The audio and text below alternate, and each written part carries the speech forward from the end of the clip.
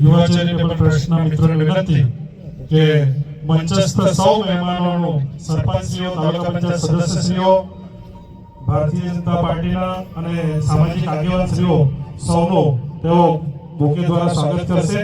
સૌ મંચસ્થ મહાનુભાવોને વિનંતી કે તેઓ પોતાની જગ્યા પર ઊભા થશે. તાળીઓથી વધાવીશું. આપણી વચ્ચે આપણા અનેક એવા મહાનુભાવો પધાર્યા છે. આજના આપણા ગ્રામીણ ઓલિમ્પિક્સના 2025 ગ્રામીણ ઓલિમ્પિક્સના આજે જ્યારે આપ સૌ સાક્ષી બન્યા છો ત્યારે આ મહાનુભાવોની પ્રેરક ઉપસ્થિતિ આપણને એક નવું બળ પૂરું પાડે છે.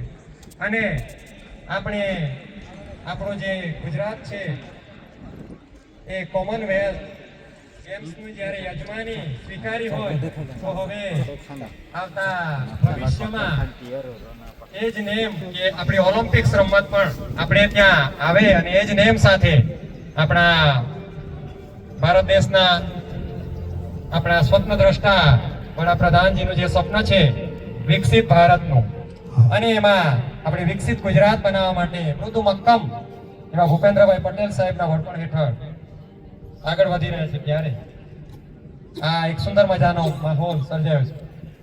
હવે